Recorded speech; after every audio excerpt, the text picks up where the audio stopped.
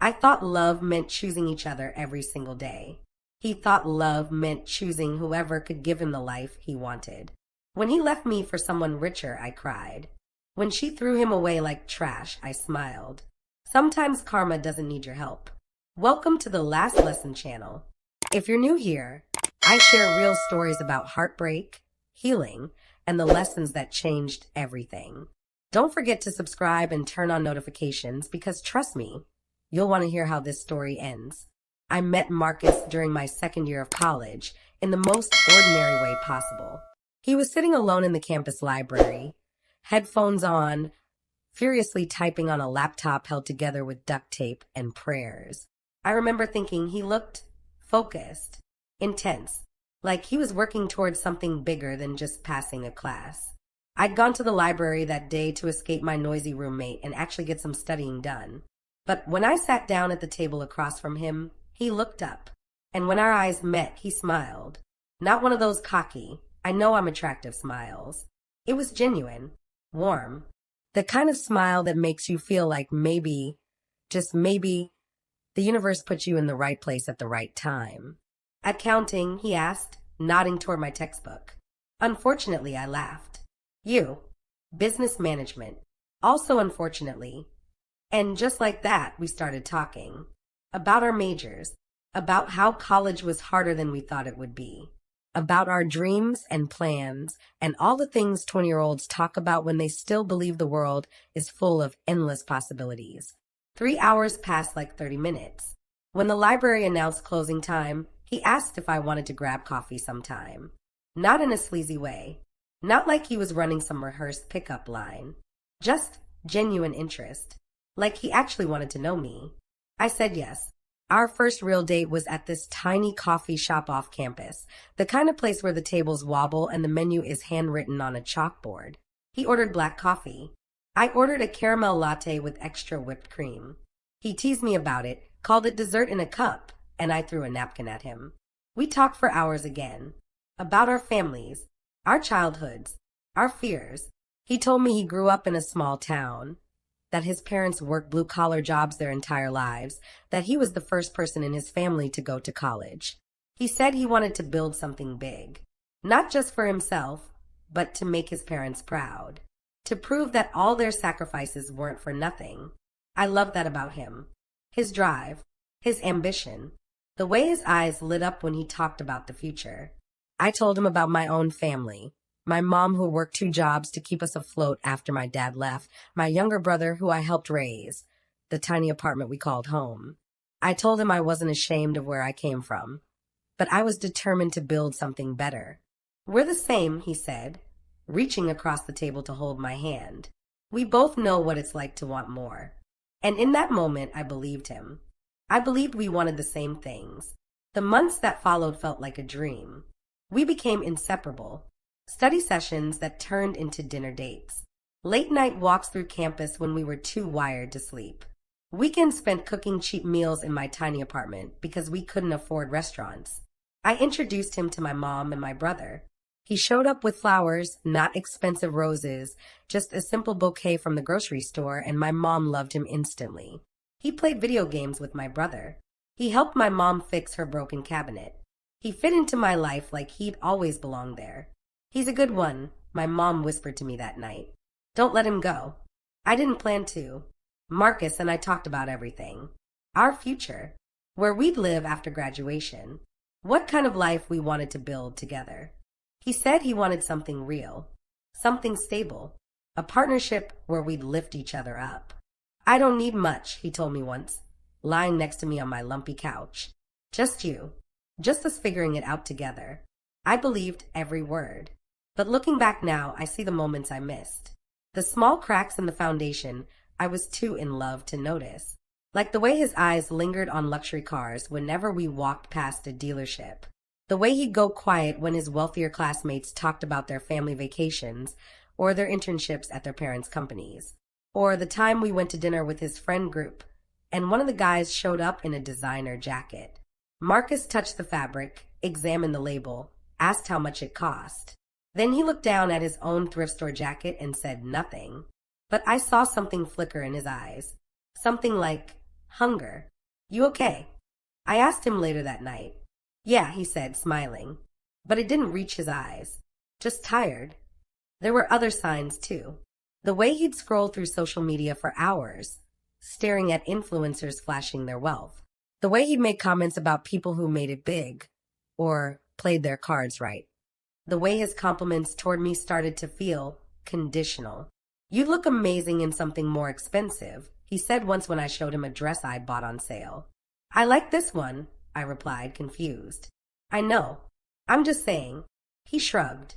One day, we'll be able to afford better. Better. The word stung, but I brushed it off. I told myself he was just being aspirational. That he was thinking about our future.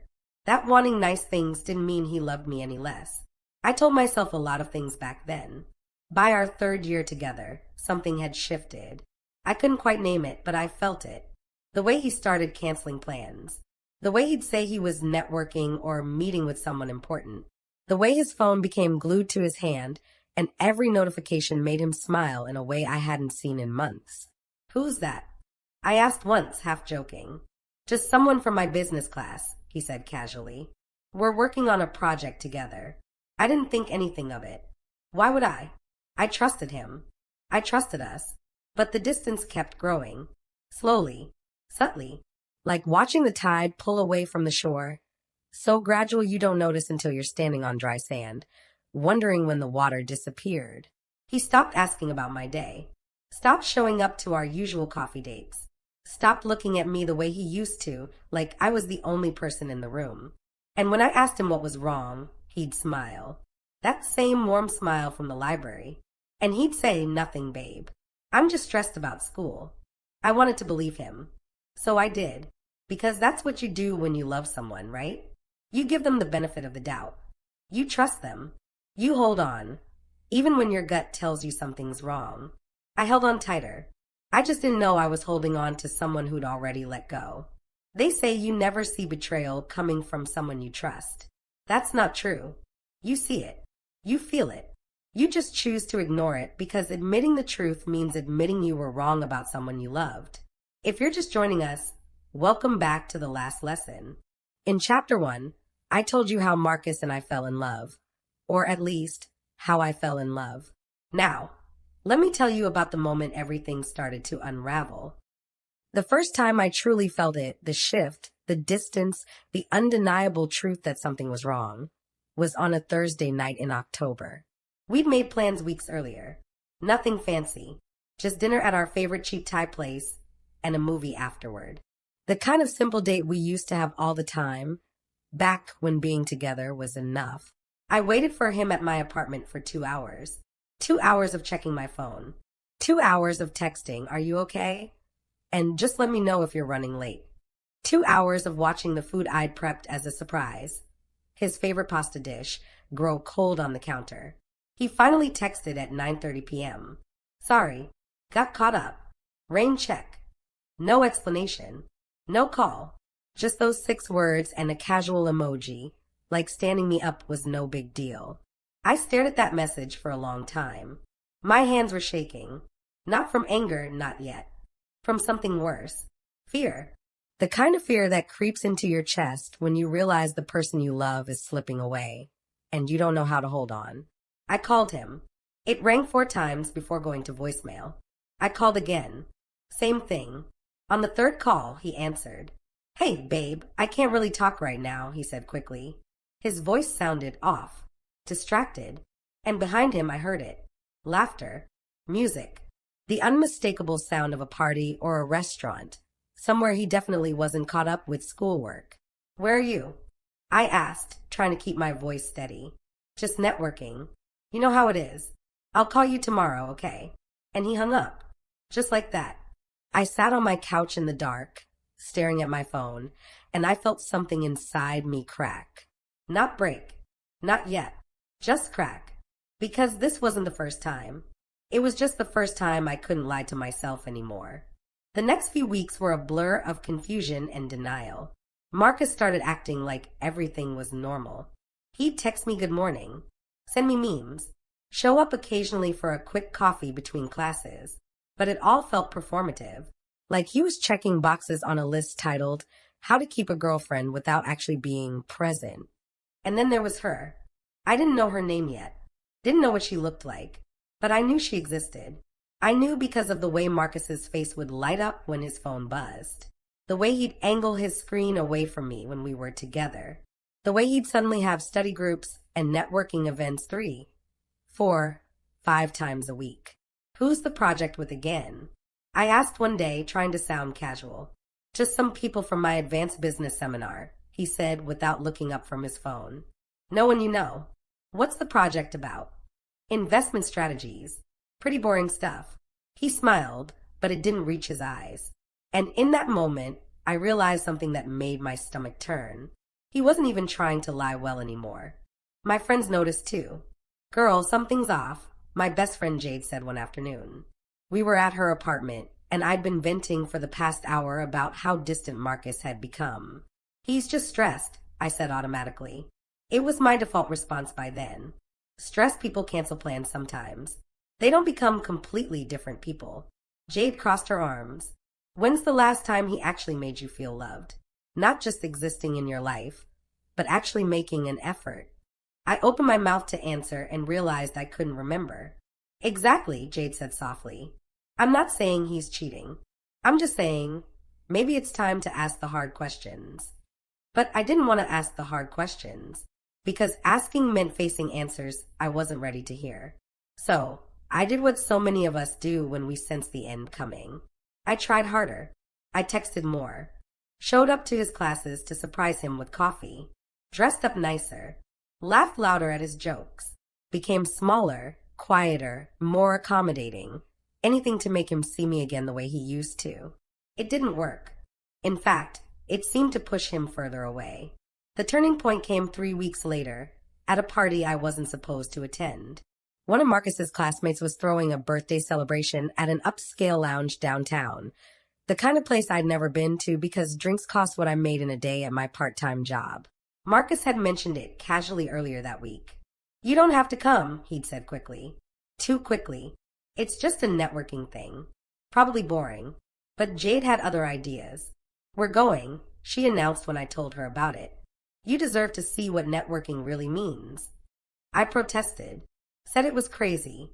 Said I was being paranoid. But deep down, I wanted to know. I needed to know. So we went. The lounge was everything I'd expected. Dimly lit, expensive cocktails, people in designer clothes casually talking about things like stock portfolios and family businesses. I felt out of place the moment we walked in. And then I saw him. Marcus was standing near the bar, laughing. Really laughing, the kind of genuine, unguarded laugh I hadn't heard from him in months. He was wearing clothes I'd never seen before. A fitted blazer that actually looked tailored. New shoes that probably cost more than my rent. And next to him, with her hand resting possessively on his arm, was the most effortlessly beautiful woman I'd ever seen. She had long dark hair, flawless skin, and the kind of confidence that comes from never having to worry about money. Her dress probably cost more than my entire wardrobe. She wore it like it was nothing. And Marcus was looking at her the way he used to look at me. I felt Jade grab my hand. We can leave, she whispered. But I couldn't move. I just stood there, frozen, watching my boyfriend of 3 years, lean in close to this woman and whisper something that made her laugh. Watching her touch his chest playfully. Watching him not pull away. That's when our eyes met. Marcus saw me across the room, and for a split second, I saw a panic flash across his face. Guilt. Recognition. Then he smiled. Waved. Like I was just a casual acquaintance who'd happened to show up. He said something to the woman, then walked over to us. Hey, I didn't know you were coming, he said brightly. Too brightly. His voice had that fake cheerfulness people use when they're trying to cover something up. Who is she? I asked quietly. Who? He glanced back toward the bar. Oh, Vanessa? She's just someone from class. I told you about the project. You didn't tell me about her. Because there's nothing to tell. He reached for my hand, but I pulled away. Babe, you're being paranoid.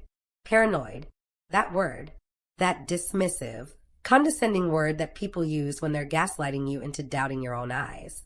I'm going home, I said, my voice shaking. Don't be like this, Marcus said. his smile finally fading. You're making a scene. I'm making a scene? I felt tears burning behind my eyes, but I refused to let them fall. Not here. Not in front of these people. Not in front of her. You're right. I'm sorry. I shouldn't have come to your networking event. I turned and walked toward the exit, Jade right behind me. Marcus didn't follow. I made it to the street before the tears came. Silent, angry tears that streamed down my face as Jade held me. I knew, I whispered. I knew something was wrong, and I just kept pretending. It's not your fault, Jade said firmly. But it felt like it was. It felt like I'd failed somehow. Like I hadn't been enough. I went home that night and did something I'd never done before. I opened Instagram and searched for her. Vanessa. It didn't take long to find her. Her profile was public, full of photos from exotic vacations, expensive restaurants, charity galas. Her bio mentioned her family's investment firm.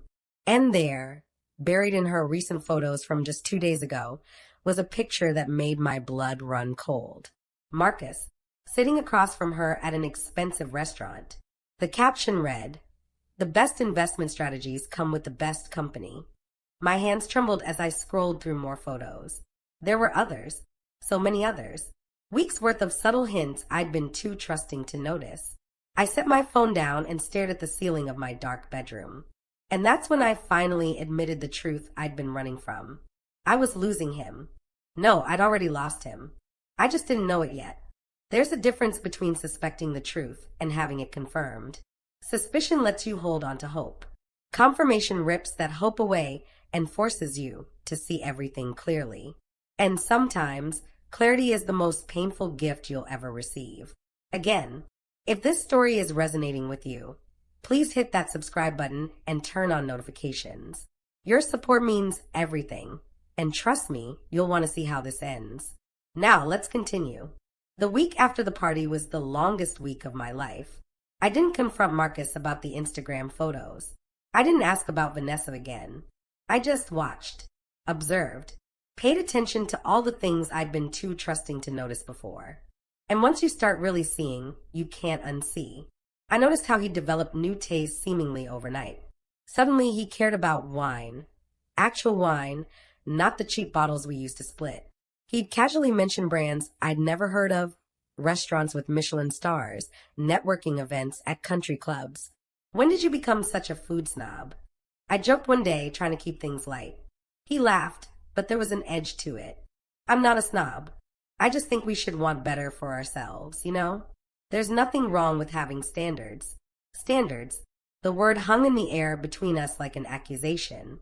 I looked down at my clearance rack sweater, my discount store jeans, and suddenly felt small. Like I was something he'd outgrown. A phase he was embarrassed to still be in. I have standards, I said quietly. They just don't involve pretending to be something I'm not. His jaw tightened. That's not what I meant. Then what did you mean? Nothing. Forget it.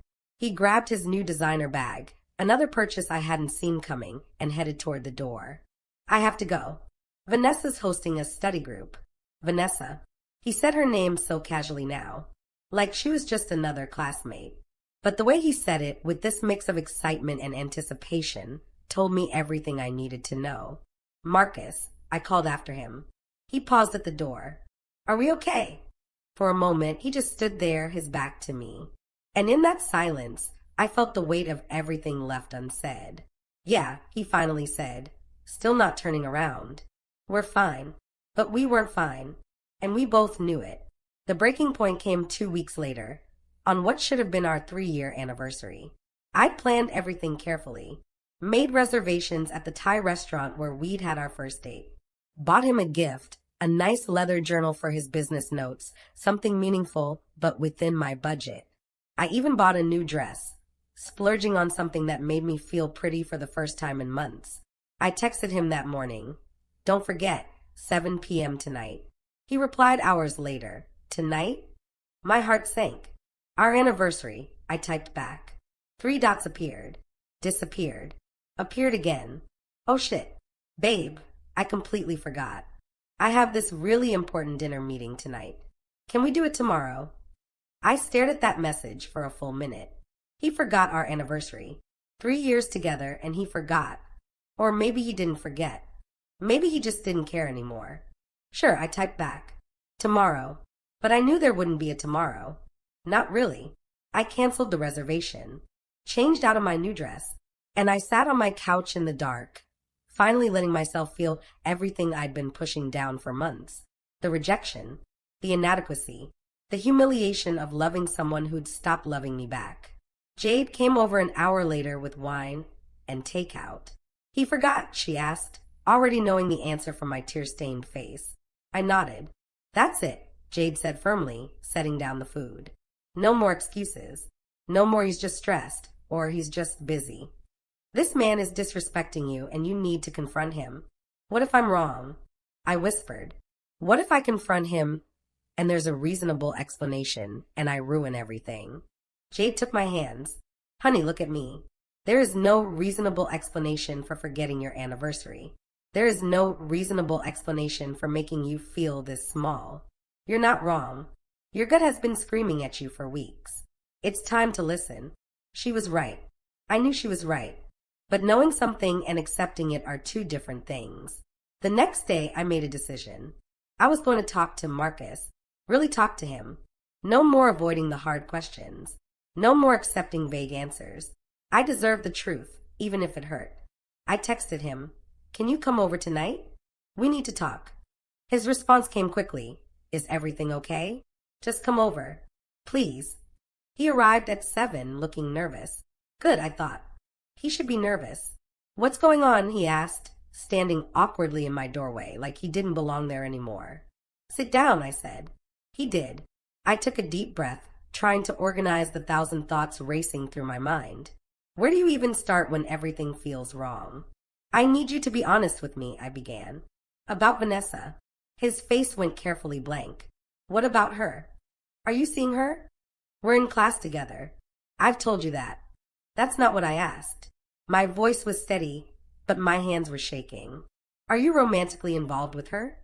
"No," he said immediately. Too immediately. "She's just a friend. A networking connection." "Then why does she post pictures of you on her Instagram? Why do you dress differently when you're with her?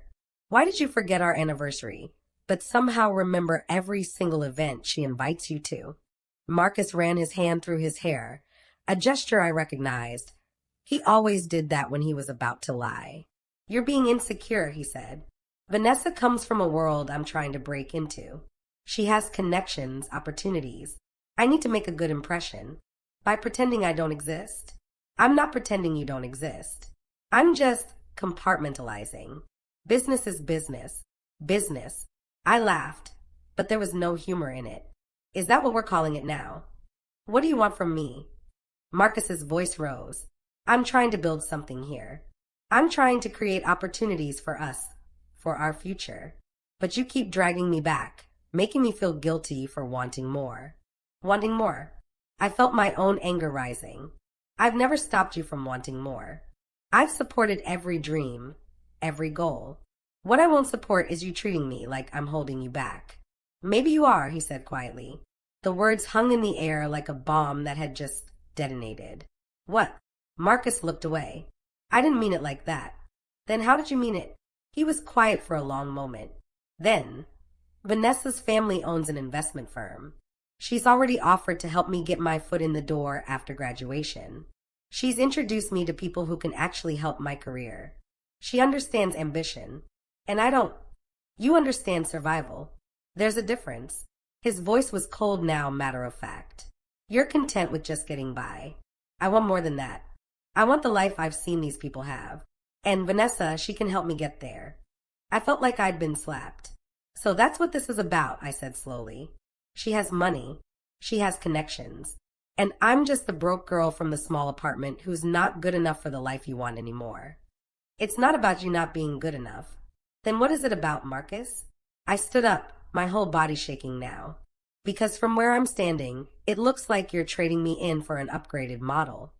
That's not fair. None of this is fair." My voice cracked. "I loved you. I loved you when you had nothing. When your laptop was held together with tape, and we split dollar menu meals. I loved the person you were. But you've become someone I don't even recognize. Marcus stood too, his jaw clenched. Maybe the person you fell in love with was just someone trying to survive. Maybe this, he gestured at himself, at his expensive clothes, is who I really am. Who I've always wanted to be. And there it was, the truth I'd been running from. He hadn't changed. He'd just finally stopped pretending. If that's who you really are, I said, tears streaming down my face now, then I don't know you at all. Maybe you don't, he said softly. We stood there in my tiny apartment, two people who'd once dreamed of building a life together, now strangers staring across an unbridgeable distance. Is this it? I whispered. Is this how we end? Marcus picked up his bag, adjusted his expensive jacket, and looked at me with something that might have been regret, or might have just been relief. I think we've been ending for a while now, he said. We just didn't want to admit it. He walked to the door, then paused. For what it's worth, he said without turning around, I did love you. I need someone who can match where I'm going. And Vanessa. Don't, I cut him off. Don't you dare finish that sentence. He nodded, and then he left. Just like that. 3 years gone. I sank to the floor and let myself break. Because the worst part wasn't that he left me for someone richer. The worst part was that he'd convinced himself it was my fault for not being enough. If you've ever felt this kind of heartbreak, if you've ever loved someone who chose ambition over you, leave a comment below. You're not alone. And trust me, this story isn't over yet. Subscribe to see what happens when karma comes knocking, because it always does.